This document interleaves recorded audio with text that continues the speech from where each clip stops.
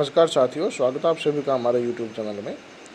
आज के वीडियो में हम बात करने वाले हैं SA1 के संबंध में जानकारी के ऊपर। तो SA1 का जो पेपर है वो विद्यालय स्तर पर तैयार होगा और साथ ही जो RKS MBK का पेपर है वो राज्य स्तर पर तैयार होगा। तो ये सारी की सारी जानकारी हम आपको इस वीडियो में देने वाले हैं।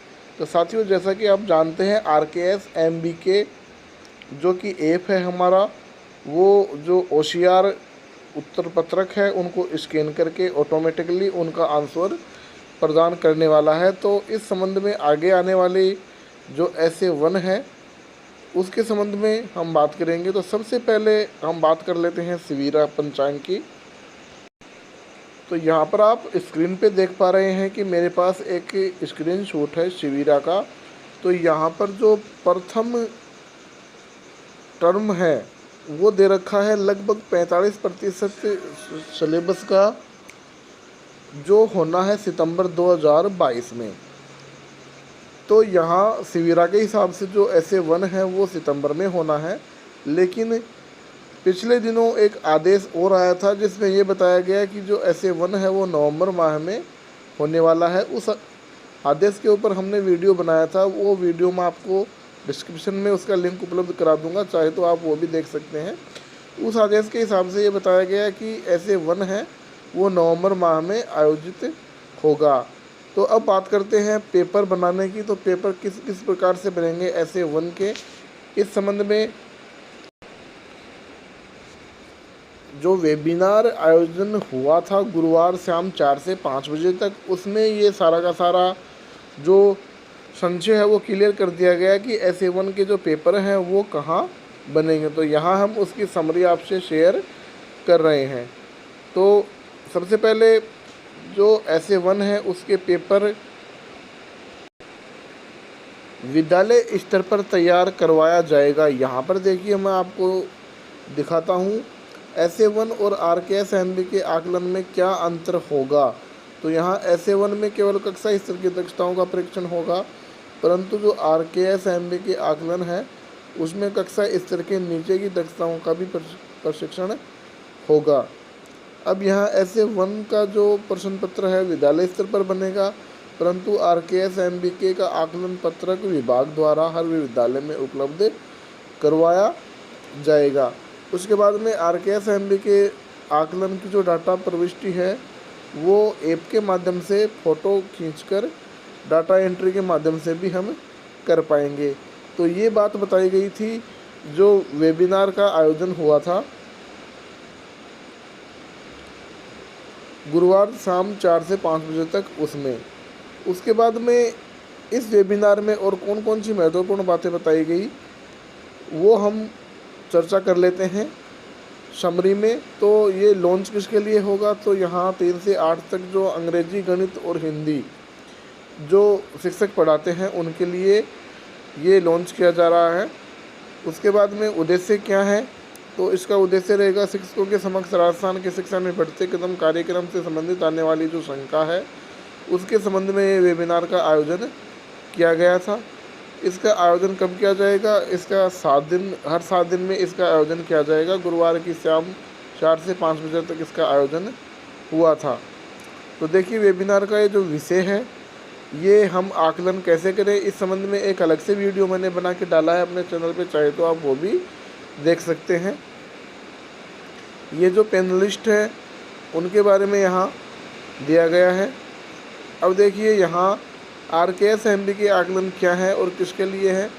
तो ये RKS MBK जो आकलन है वो नवंबर माह में होगा और राज्य स्तर पर शिक्षकों द्वारा बनाए गए दक्षता आधारित प्रश्न पत्रों का उपयोग यहाँ किया जाएगा। अंग्रेजी, गणित और हिंदी विषयों का परीक्षण इसमें होगा। साथ ही कक्षा स्तर से नीचे के और कक्षा स्तर दोनों की दक्षताओं के ऊपर आधारित प्रश्न पत्र इसमें पूछे जाएंगे। SA1 और RKS MBK के आकलन में अंतर क्या होगा ये हमने अभी आपको बता दिया है।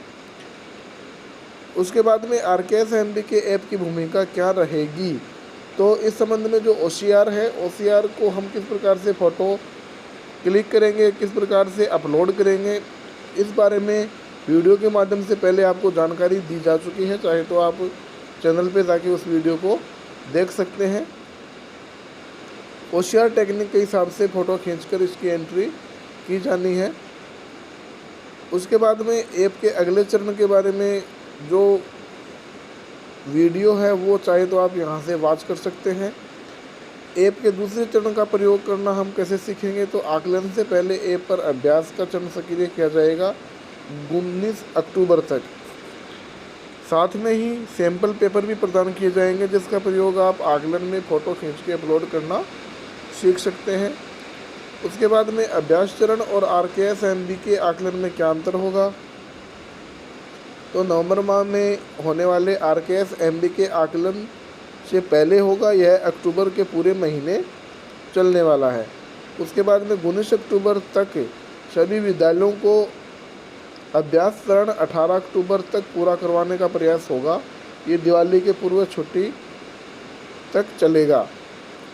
इसके बाद में ऐप का सही ढंग से इस्तेमाल कैसे कर पाएँ इसके बारे में आप सीख पाएंगे, और साथ ही अतिरिक्त विद्यार्थी OCR भी भरकर उपलब्ध करवाने का प्रयास यहाँ किए जाएंगे। आकलन चरण तक कैसे पहुँचा जाएगा, तो इसमें जो ऐप है वो अपडेट होगा। ऐप को अपडेट करने के बाद में आकलन चरण पर हम पहुँच जाएंगे। नवंबर में होने वाले आकलन से पहले ऐप स्वयं ही अपडेट हो जाएगा, इसका नोटिफिकेशन आपको प्राप्त हो जाएगा। दूसरी बात, ऐप को हम अपडेट कैसे करेंगे, इसके लिए एक अलग से वीडियो बनाकर हम आपको बताएंगे। ये संभवतः जो अपडेट आएगी उसके अपडेट आने के बाद में ये वीडियो हम बनाएंगे, तो आप चैनल से जुड़े रहें। उसके बाद में पिछले चरण में प्राप्त हुए सिक्कों का क्या होगा, तो सिक्के और मेडल जो आपने प्राप्त किए हैं शिक्षा विभाग की ओर से, आप उनको डाउनलोड करके शेयर भी कर सकते हैं, और साथ में ही आपको एक डिजिटल प्रमाण पत्र भी मिलेगा। प्रमाण पत्र कैसा होगा वो आप यहाँ देख पा रहे हैं। उसके बाद में इस चरण में कौन कौन से मेडल होंगे, तो इस चरण में मेडल जो होंगे हमारे पास कक्षा पूर्ण मेडल होगा, आकलन पूर्ण मेडल होगा। कक्षा पूर्ण मेडल सभी मैप्ड विषयों में विद्यार्थियों की डाटा एंट्री पूरी करने पर दिया जाएगा, और आकलन पूर्ण मेडल है वो सभी मैप्ड कक्षा के सभी मैप्ड विषयों में सभी विद्यार्थियों की डाटा पूरी करने के बाद में आपको प्राप्त होगा।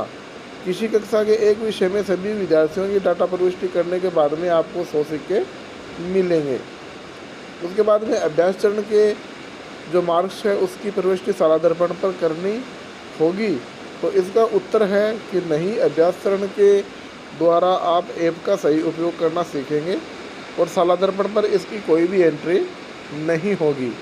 उसके बाद में OCR की बात करें तो OCR की हम प्रविष्टि फ़ोटो कैसे लेंगे, तो यहाँ पर हमको ध्यान रखना पड़ेगा कि जो चारों कोने हैं, चारों QR कोड जो सेव कर रहे हैं वो आपको स्पष्ट दिखाई देने चाहिए। उत्तर पत्रक के 4 कोनों पर आपको QR कोड दिखाई देंगे, जैसे फ़ोटो में हम यहाँ लाल कर रखे हैं। उत्तर पत्रक की फ़ोटो खींचने पर इन QR कोड की जांच और डाटा एंट्री स्वतः ही हो जाएगी। कक्षा 3 से 5 के उत्तर पत्रक में कोई भी QR कोड नहीं दिखेगा, परंतु घबराएं नहीं, उसका उपयोग भी एक समान ही रहेगा। फ़ोटो खींचते समय क्या क्या ध्यान रखना है, तो उत्तर पत्रक है उसको जो फ्लैट सरफेस है वहाँ रखना है, पर्याप्त रोशनी के अंदर फ़ोटो लेनी है, मोड़ना नहीं है कागज़ को, और कागज़ों को एक दूसरे के ऊपर ढेर के ऊपर नहीं रखना है। तो ये सारी की सारी जो सावधानियां हैं वो आपको रखनी है। फ़ोटो जो क्लिक करनी है हमको वो धुंधली नहीं करनी है। यदि हम धुंधली करेंगे तो हमको दोबारा फ़ोटो लेने की आवश्यकता होगी। तो साथियों, ये थी सारी की सारी जानकारी OCR के बारे में। यदि इस संबंध में और भी कुछ क्वेरी हो तो आप कमेंट बॉक्स में ज़रूर लिखें। हम आपकी जो क्वेरीज है उनको दूर करने का प्रयास यहाँ करेंगे। तो मिलते हैं साथियों एक अन्य जानकारी पर वीडियो के साथ।